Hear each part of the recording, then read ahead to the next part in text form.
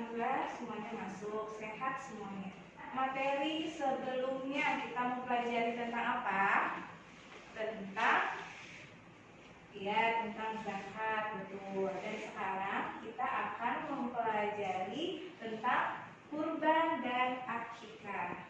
Kita tahu tujuan pembelajaran ini. Tujuan pembelajaran ini agar kita dapat memahami apa itu pengertian kurban, apa itu pengertian akikah, hukum kurban, hukum akikah. Pengertian kurban.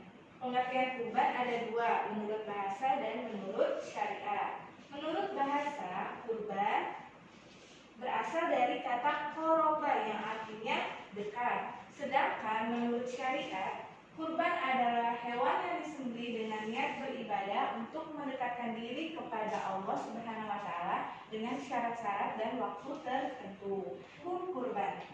Firman Allah Subhanahu wa taala, Bismillahirrahmanirrahim.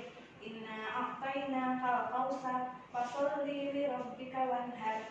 Yang artinya sesungguhnya kami telah memberi kepadanya nikmat yang banyak, maka dirikanlah sholat karena Tuhanmu dan berkurbanlah. Surah Al-Kautsar ayat 1-2.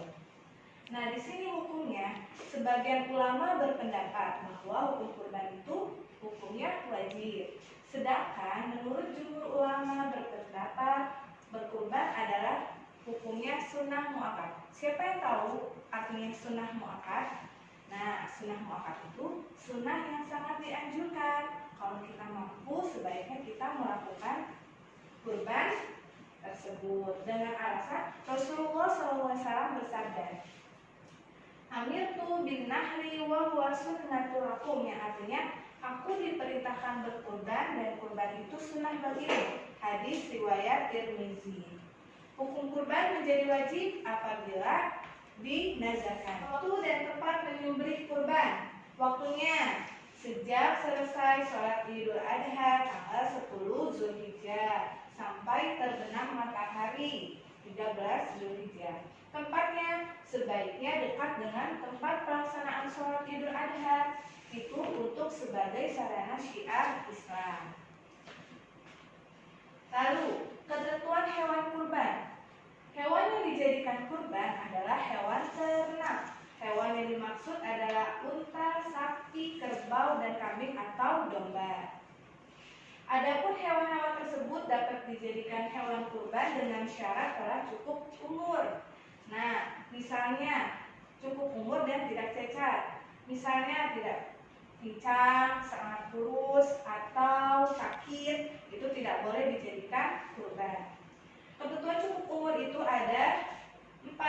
Yang pertama, domba sekurang-kurangnya berumur 1 tahun atau telah tanggal giginya. Yang kedua, kambing sekurang-kurangnya berumur 2 tahun. Yang ketiga, unta sekurang-kurangnya berumur 5 tahun. Sapi dan kerbau sekurang-kurangnya berumur 2 tahun.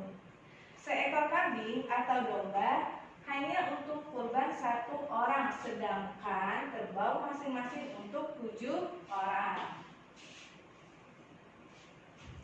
Hikmah kurban. Hikmah kurban di sini terbagi berapa?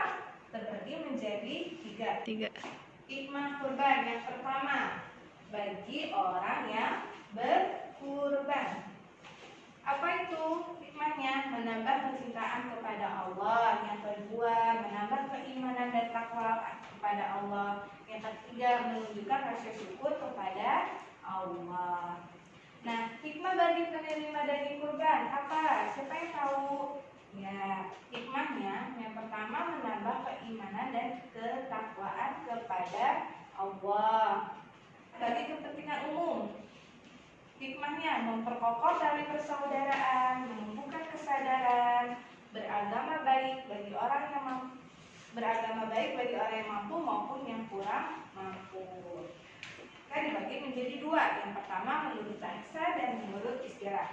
Menurut bahasa itu rambut yang tumbuh di kepala bayi. Menurut istilah, binatang yang disembelih pada saat hari ke-7 atau kelipatan 7 dari kelahiran bayi, disertai mencukur rambut dan memberi nama pada anak yang baru Hukum akikah hukumnya sunnah bagi orang tua atau orang yang mempunyai kewajiban menanggung nafkah hidup si anak. Jenis dan syarat hewan akikah. Jenisnya untuk anak laki-laki 2 ekor kambing dan untuk anak perempuan 1 ekor kambing.